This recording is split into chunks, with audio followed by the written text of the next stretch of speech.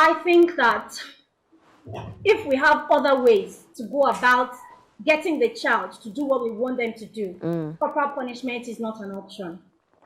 Okay? Yes, that's what I think, that if we go about discipline actually means to teach and reteach and reteach. So if a parent has mastered the skill of discipline, the corporal punishment is like stress, so to say. Okay, but some parents think that it's shortcut. It's actually not a shortcut, because you are affecting the psychology of that child. All right, so it might get to a point where you have to, okay, you want to say something? Yes, looking at the Nigerian situation, the Nigerian factor, we know there's the power situation where, you know, there's no power for hours and a lot of houses are thrown in the dark. There's the issue of network.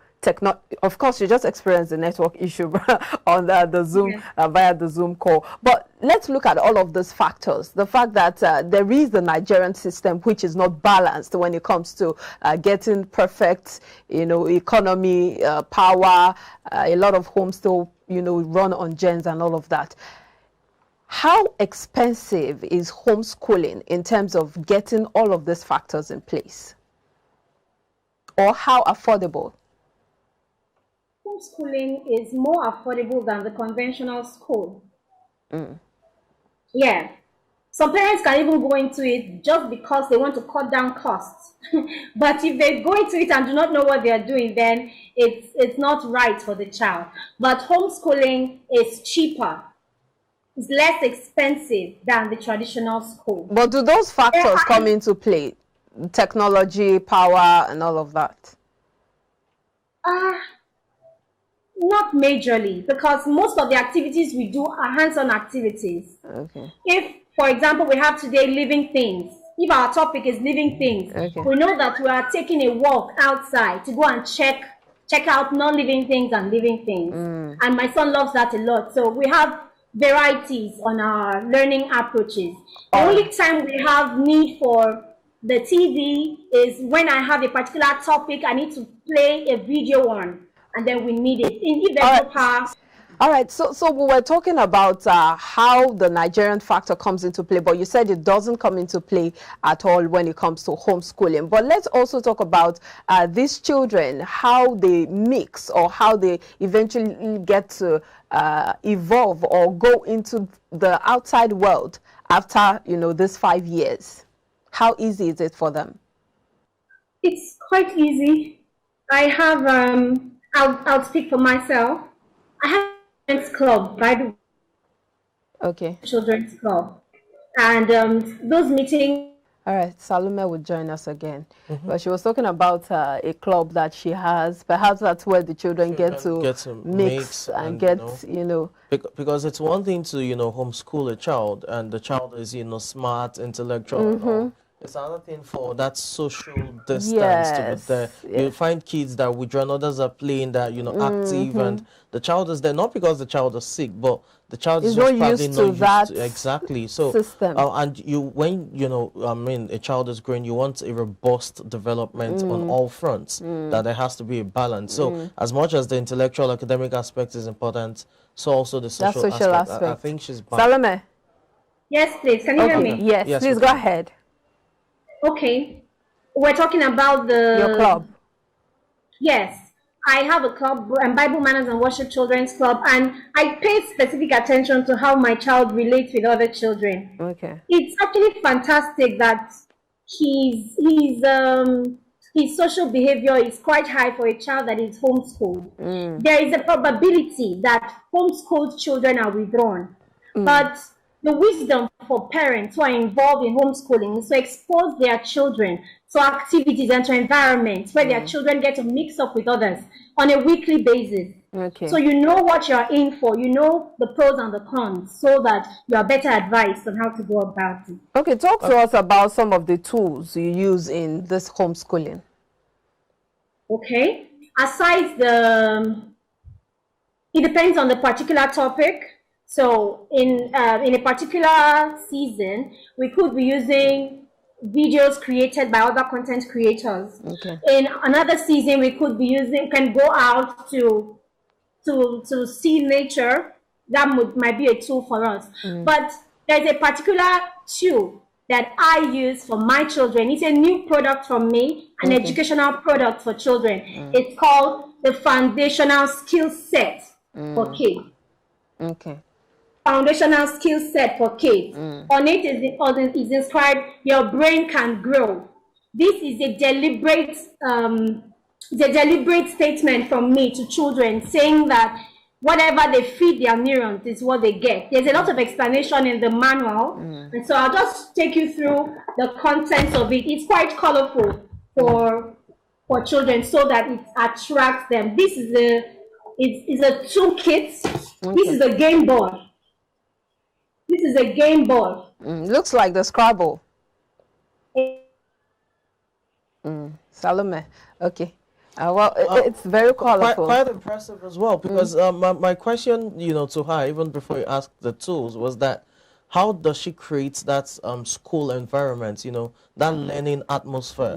Because again, we've talked about. She said she has a corner in the house. It's one thing to have a corner. I mean, sometimes in schools you have what they call naughty children's corner. When a child misbehaves, go and stand there for maybe 5 minutes. So it's one thing to have a corner, but when you have, I'm just looking at the home as that learning environment. How she creates that conducive environment that the kid can learn and understand that, oh, though I'm home, I'm still in school in that sense. Salome, yes, are you there? something to say as regards that. Yes, can you hear me now? Yes. We can. You have the floor. What do you call a learning environment?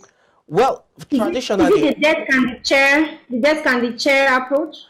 Not really. Conventionally, you have various learning tags on the walls pegged and all of that. So I really wanted to ask how you try to create that as well at home. I know you talked about having the school corner, but are there also those learning tags? Apart from the school corner, which is in our dining session, close to the dining session is the school corner, but their room particularly has decorations on the wall, and it's quite instructive because these decorations are tied towards what they're learning. The days of the week in English and in French, the letters of the alphabet, numbers and Roman numerals. We have a musical notes from brief, semi-brief, crochet, and all of that. So they are on their wall, very colorful. Actually, my last son, he's 2 years plus. When he wakes up, that's the first thing he does. He just starts, letter A sounds A, letter B sounds B. Nobody even knows that he's up yet, but he's there already learning. Wow, that's learning environment. That's great. In the kitchen, we have our learning moments. When I'm doing something in the kitchen, if a particular topic is addition, I can tell him to go and count those onions there, add them to those. What do you have? That's teaching. That's great. That's a learning environment. So apart from the sitting down with the desk and the chair, other moments around the house are teachable moments. Let's take that traditional method of I have to sit down straight up and say that this is the only time that I can learn. Research has shown that it is through play that children learn most. So if you can find activities that get children to play, it helps them learn. Are we together? Am I on? Yes, so do they also learn poems and songs and rhymes like we did back then? Yes. Oh yes, we do. That's phonemic awareness. And a child that has a high phonemic awareness is a great reader. You're setting the child up for success. So we have rhymes.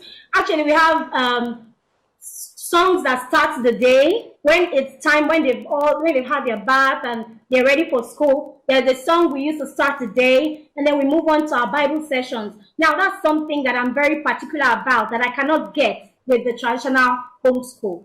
My child is 5. He just clocked 5, and he knows more than 10 different chapters of the Bible.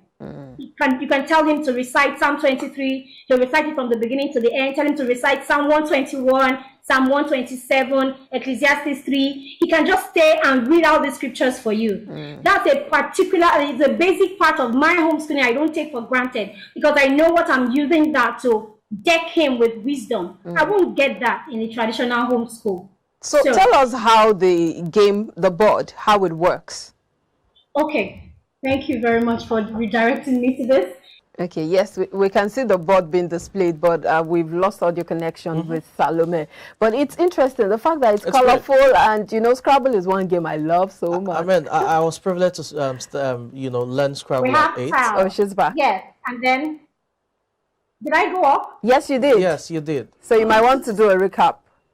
All right. I said these parts are for forming short words. 2-letter words, 3-letter words, 4-letter words. This part's for financial literacy. We have the kings of the money market. And then this part is used for different games as well. So we have different, these are the tiles. These, I don't know if you can see this clearly. Yes, we can. Yes, these are the tiles. They place these on the square boxes of the game. There is not enough space here for me to do that. I could send in pictures later, but this is it. If a child wants to form a particular letter, so he just goes and puts these together on the board. All right, so we use this as a teaching aid for children, for parents. Teaching aid for parents, teaching aid for teachers. But for children, it's a learning and fun tool. So if we have capital letters, small letters, we have Roman numerals, we have numbers, we have colors and shapes. But the main catch is the graphemes. The graphemes are the combination of letters that form sounds, and phonics works by sound. So the main catch is the phonics part that helps children to learn to read, to make learning to read fun. I see some combination of letters like the double E, the AI, and all of that. What do they mean? Yeah. Sounds.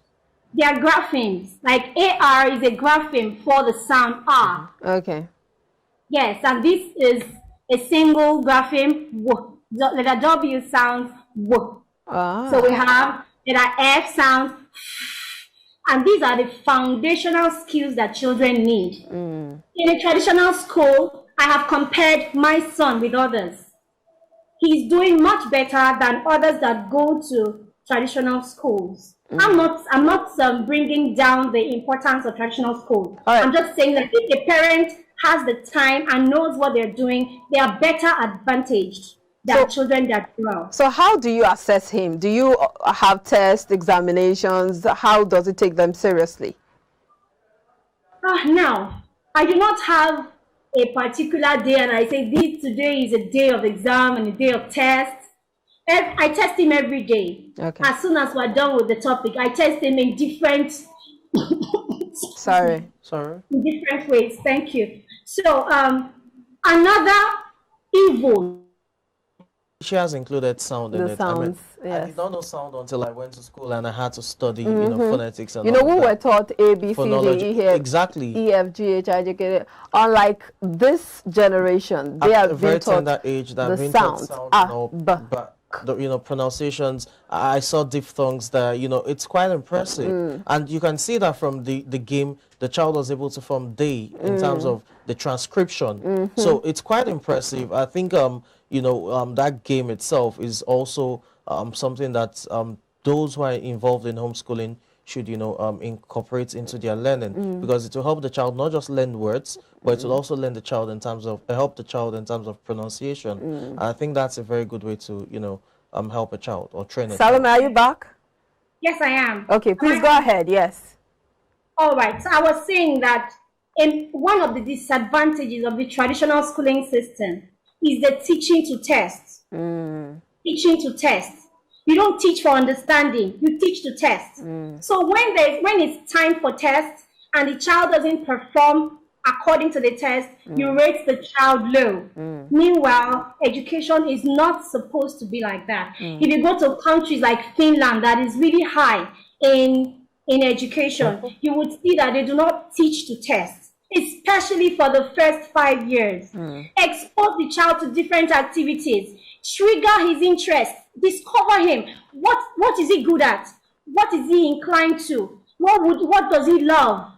A child that has been deprived the opportunity to play, a child that has been deprived the opportunity to express himself in different activities will be put to test, and those other areas will not be developed. All right. I have several examples. A child that was considered olodo because she couldn't cram like other children in the school.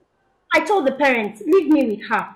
Just give us some time every week. I didn't take any, I didn't even charge. I just wanted to help the child because I saw how withdrawn she was anytime it came to reading or spelling, dictation. Her younger brother was far better. Her younger brother could spell and do other things, but she couldn't. And anytime it came to things like that, she withdrew. So I took time out with her every week. I was giving her at least 30 minutes or 1 hour of my time. I found out that she could draw. She was so good at drawing. She was so good at telling stories. So I told her, your stories are going to go all over the world, but you need to know how to read. And I can make it fun for you. And we had to start with letter A sounds R. She was 7. Okay, so from the sound of it, you homeschool other children too. So it's not just about your own children. But how far can a parent go in homeschooling other children? Well, it's not like I homeschool other children. I help parents with information, relevant information and resources. For this child, I had to visit the family when she was back from school. So it's related, but I just help out when I see the dividends, the benefits that homeschooling gives. Okay, so there's a lot more that we can. Please go ahead. So it's not as if parents should also, bring in other children to homeschool them with their own children. It depends on the parent. Okay. Depends on what you want to achieve. It depends on what's on your mind. Okay, for me, I want to raise my children to a point where I say, oh, I have laid the foundation for them. If I can, I would like to homeschool till secondary school. But that's not the plan. That's not the plan for now. My husband has not permitted that. Yes, but if I can, I would love to homeschool because I've seen the benefits. I've seen children that were homeschooled till secondary school. They always come out better than those that go to the traditional school. All right, thank you so much, Salome Olajide Buhari. That's a fine place to live it. Thank you for your time on iBrandTv Break. All right, thank you very much for having me. All right, it was good being here. Have a great day. Okay, we've been speaking with Salome Olajide Buhari. She is a children's educator and soft skill coach, talking to us about the importance of homeschooling from the ages of within the first 5 years.